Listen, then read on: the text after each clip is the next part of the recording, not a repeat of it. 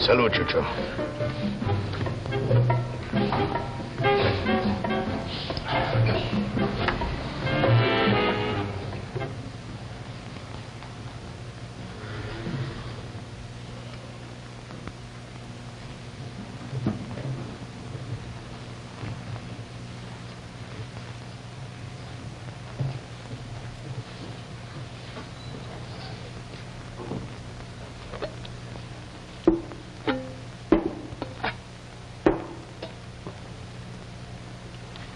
You will not have one little tequila to keep you company. Isn't it over yet? Isn't it time? A lick of salt, a swallow of tequila, a bit of limon, and your husband will be here. The last bull is probably tasting the sword this very minute. When it charges toward me, its eyes are like the eyes of my father. What are you saying, Senora? That's what he said.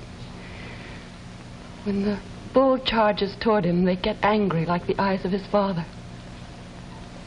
It's not the bull that's killing him, it's his father. I warned you, Senora.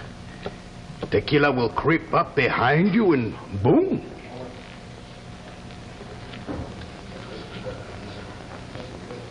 Why? This is so strange.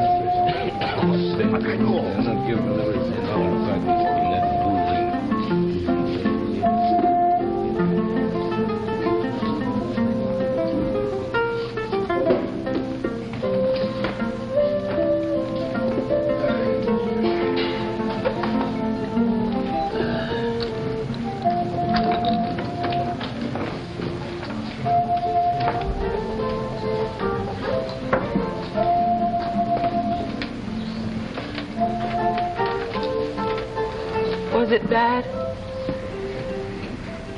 Very bad?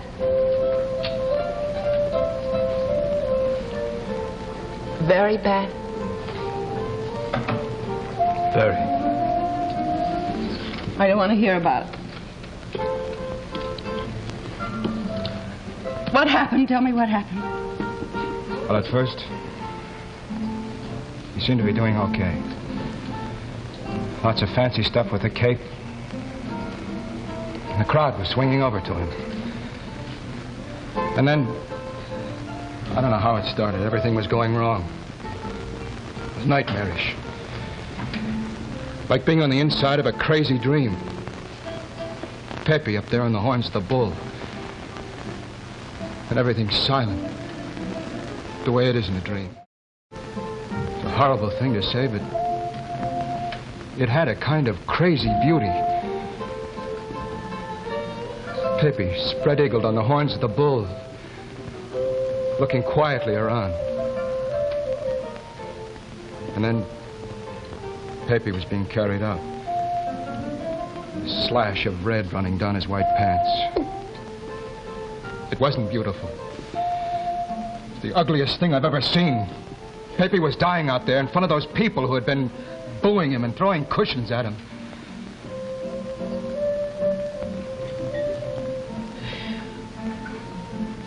Was he brave? Gee, honey, I don't know. It all happened so fast that... Was he brave, eh? You hear what this senora asked? Was he brave, eh? Pepe was trying to put in the sword like this. You order that, you filthy, filthy animal. You throw a young boy in with a wild beast, a boy who felt things, whose eyes went through you. Si, senora, but the horns of El Toro went through him. Sure, sit down, Alfredo, the big mouth. To us, it may be a laughable death, but to them, it is a death. They are like guests in our house. You should respect their feelings.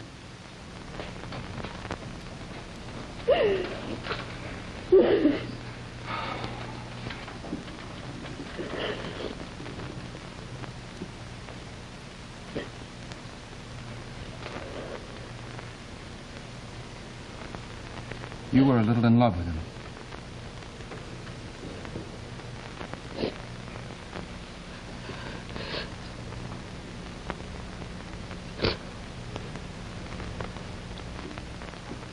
A little. not like that. I'll be your wife in Evanston, wherever you go, always. But everybody loves somebody else a little bit, for a minute or two along the way.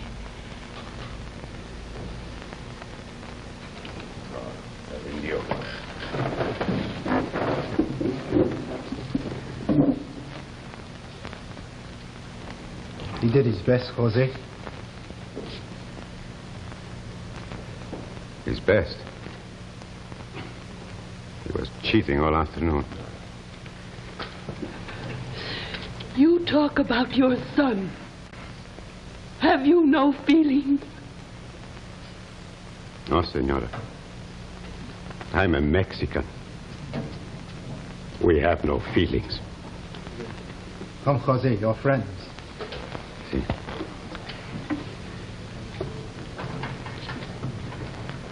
He was so small when he was born, the doctor said to me he was like one of those little minnows that the fishermen throw back into the water to try to catch another season. I said to him, no, doctor, don't throw him back. I've known heroes who stood no higher than my shoulder and giants who were hardly men at all. When he was 4 years old, he had to have an operation. I give him 1 liter of my blood. He seemed to get better right away. And the doctors say, surely he will be a torero, Jose. You see how naturally he takes to the transfusions.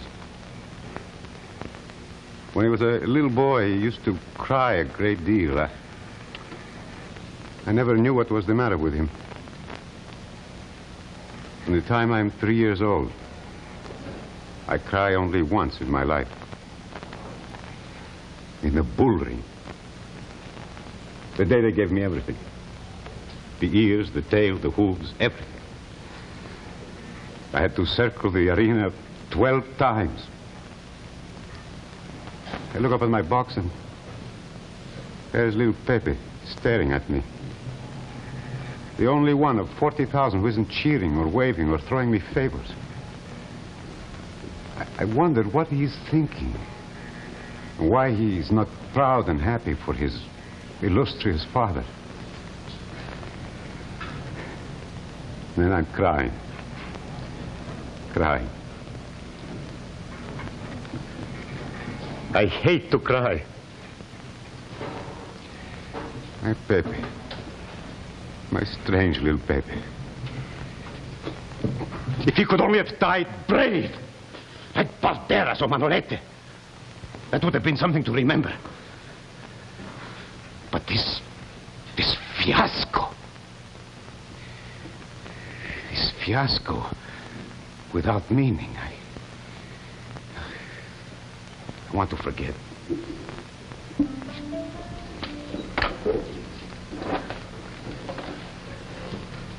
I don't understand. He feels for his son and he still cares how he died? It's all wrong. It's all wrong. Sarah, maybe it isn't wrong or right. Just different. Más tequila? No.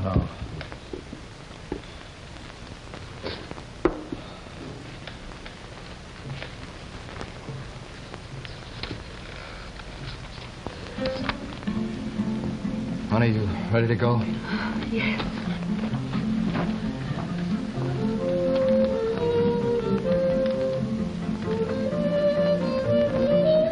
Gringos.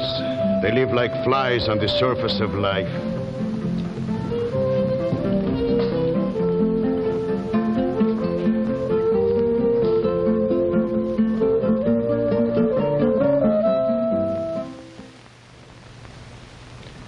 That was an original play for television by Budd Schulberg.